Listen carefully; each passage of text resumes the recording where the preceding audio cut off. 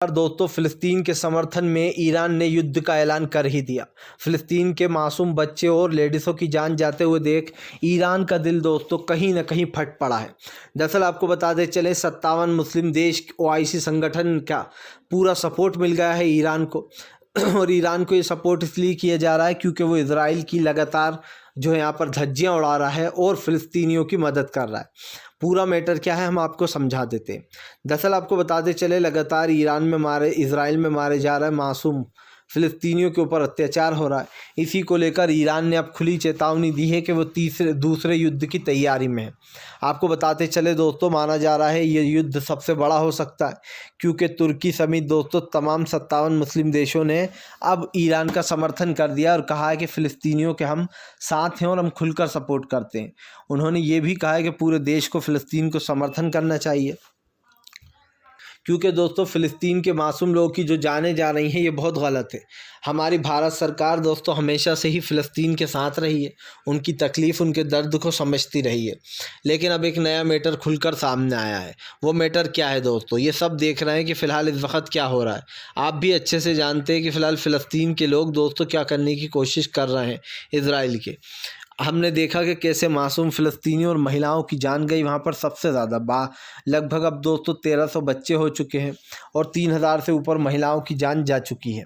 इसका मतलब आप समझिए इजराइल मासूम लोगों को अपना निशाना बना रहा है। उसने साउथ वेस्ट बैंक जाने का जब कहा तो उस वक़्त भी कई सवाल उठने लगे। लेकिन दोस्तों एक सवाल आप समझ लीजिए, बीजेपी को एक बड़ा झटका लग सकता है क्योंकि आपको बता दें दोस्तों कि यहाँ पर इजराइल और फ़िलिस्तीन की लड़ाई में कहीं ना कहीं कुछ लोग हैं जो पीछे जा रहे हैं। और इजराइल और फ़िलिस्तीन की लड़ाई अब इसलिए भी बड़ी बन गई है दोस्तों कि अमेरिका ने भी अपना हाथ पीछे घसीट लिया है। अमेरिका ने साफ कह दिया है कि वो अब इजराइल की ओर मदद नहीं कर सकता क्योंकि उसके पास हथियार ख़त्म हो गए और ना वो अपनी फ़ौज भेजेगा। दरअसल इजराइल ने मांग की है कि वो अपनी फ़ौज भेज दे अमेरिका, लेकिन अमेरिका ने तो हाथ खड़े कर दिए हैं। उधर दूसरी तरफ आपको बताते चलें ईरान ने जो है अपनी पूरी तैयारियां शुरू कर दी हैं क्योंकि ईरान को ऐसा लग रहा है कि किसी भी तरीके से इजराइल नहीं मानने वाला और इसीलिए वो युद्ध की तैयारी में जुट गया है। माना जा रहा है दोस्तों अगर ये युद्ध हो गया तो ये पूरे देश को तबाह कर देगा। लेकिन मुझे ऐसा लगता है कि इस चीज़ को रोकना चाहिए। इजराइल को दोस्तों ये सब कुछ बंद कर देना चाहिए क्योंकि हमने देखा यूक्रेन और रूस में भी जब इस तरीके की जंग छिड़ी हासिल किसी को कुछ नहीं हुआ लेकिन वहाँ के आम नागरिक मारे गए। वैसा ही दोस्तों अब यहाँ पर हो रहा है और ऐसा लग रहा है कि पूरे देशों में ये चीज़ें फैलती चली जा रही हैं हिंसा की दोस्तों, झड़प की। आप समझिए जनता आपको वोट देती है कि आप सुरक्षित रखेंगे उन्हें, लेकिन हो तो कुछ उल्टा ही रहा है। आप लोगों के ऊपर अत्याचार कर रहा हो, ख़ुद के लोगों को भी परेशान करवा रहा हो। इजराइल भी तो दोस्तों बर्बाद हो रहा है। इजराइल के यहाँ पर भी रोज़ हिजबुल्लाह रॉकेट दाग रहा है, हमास रॉकेट दाग रहा है। इससे कई मासूम लोगों की जानें जा रही हैं और मुझे ऐसा लगता है कि दोनों ही लोगों को इस चीज़ में रोक लेना चाहिए क्योंकि हम आपको बताते चले दोस्तों भारतीय जनता पार्टी से लेकर तो बीजेपी के नेता तक घिरे हुए हैं। और ऐसे में अब इन तमाम चीज़ों को लेकर कहीं ना कहीं दोस्तों बीजेपी के ऊपर सवाल भी खड़े हो रहे हैं क्योंकि आपको बता दें हमारे भारत देश से ये अपील की जा रही है कि मोदी सरकार जो है वो हमास को आतंकवादी संगठन घोषित कर दे। लेकिन आपको बताते चलें ये इतनी जान आई कहाँ से नेतन्याहू के विदेश मंत्री में, क्योंकि दोस्तों ख़ुद प्रधानमंत्री नरेंद्र मोदी नेतन्याहू के करीबी बनते हैं, वो उससे दोस्ती निभाते हैं और नेतन्याहू से बहुत ज़्यादा करीबी दोस्ती है प्रधानमंत्री की। ये सब छुपा नहीं है किसी से।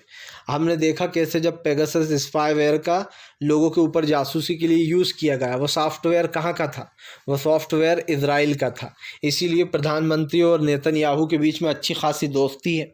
माना जाता है कभी कभी बीजेपी अच्छा खासा सपोर्ट भी करती है इजराइल को और वो हमें पहले ही दिन दिख गया था जब हमास ने हमला किया तो प्रधानमंत्री ने कहा कि हम इजराइल के साथ हैं।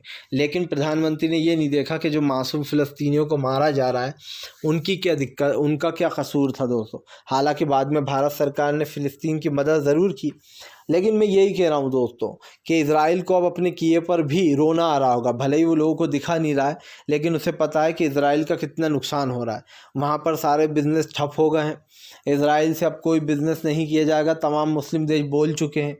यही नहीं, इजराइल से कोई भी राजनीतिक संबंध भी नहीं रखा जाएगा। इसका मतलब तो साफ़ है दोस्तों कि इजराइल को बड़ा आर्थिक संकट झेलना पड़ेगा, आर्थिक संकट, क्योंकि जब तमाम देशों ने बिज़नेस करने से ही मना कर दिया है तो ये मिस्टेक कितनी बड़ी हो सकती है उसके लिए आप सोच सकते हो। मुझे ऐसा लगता है कि अब बुरी तरीके से फंसने वाली है पूरी की पूरी जो है यहाँ पर टीम इनकी।